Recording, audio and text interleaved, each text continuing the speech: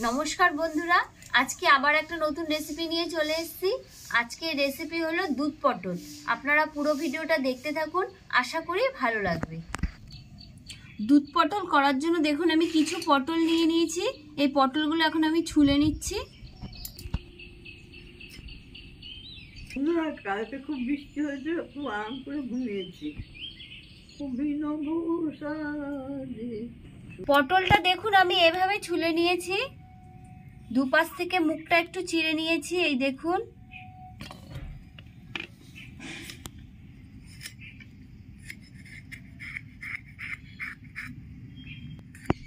পটলগুলো আমার কাটা হয়ে গেছে। পরিমাণ মতন আমি নুন দিয়ে দিচ্ছি, সামান্য একটু হলুদ।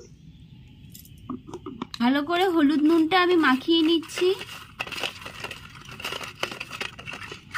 ভালো করে হলুদ নুন আমি মাখিয়ে নিয়েছি।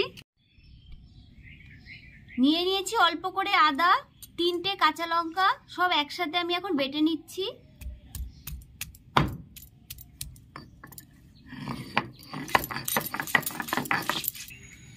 আদা আর কাঁচা লঙ্কা বাটা হয়ে গেছে, আমি এখন তুলে নিচ্ছি।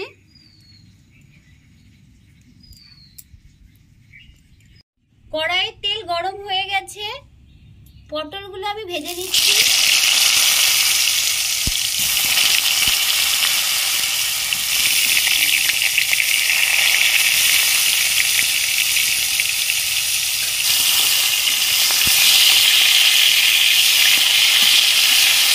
লাল করে ভাজা হয়ে গেছে, আমি এখন তুলে নিচ্ছি।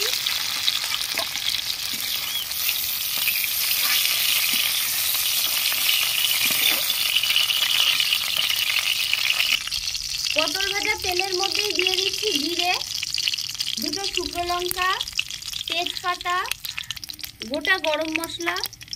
ফোড়নটা ভালো করে নেড়ে নেব। আদা আর কাঁচা লঙ্কা বাটাটা দিয়ে দিচ্ছি।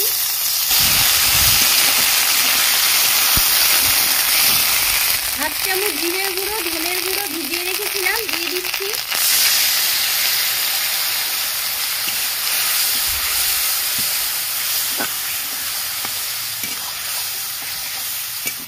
পরিমাণ মতন হলুদের গুঁড়ো, পরিমাণ মতো নুন। ভালো করে কষানো হয়ে গেছে, ভেজে রাখা পটলগুলো দিয়ে দিচ্ছি।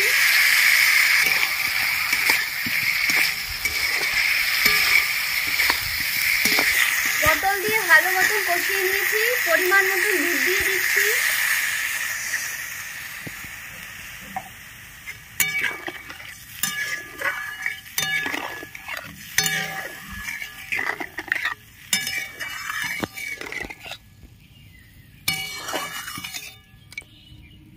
ভালো করে ফুটিয়ে নেব।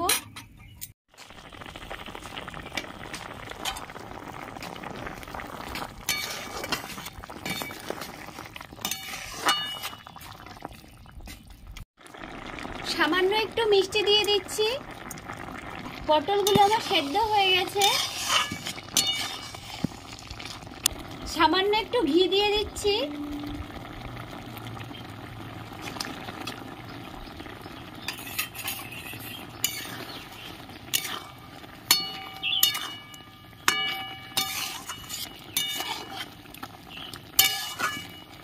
সামান্য একটু গরম মশলা দিয়ে দিচ্ছি।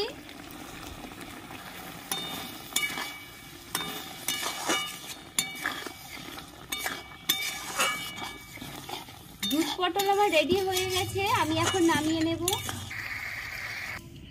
বন্ধুরা, দুধ পটল রেসিপিটা আমাদের রেডি হয়ে গেছে। এই দুধ পটল রেসিপিটা এখন তো শ্রাবণ মাস চলছে, তা সেই শ্রাবণ মাসে অনেকে সোমবার করে নিরামিষ খান। তা যদি এই দুধ পটল রেসিপিটা আপনারা বাড়িতে ট্রাই করেন, তাহলে রুটি বা পরোটার সঙ্গে জমে যাবে, বা গরম ভাতেও জাস্ট জমে যাবে।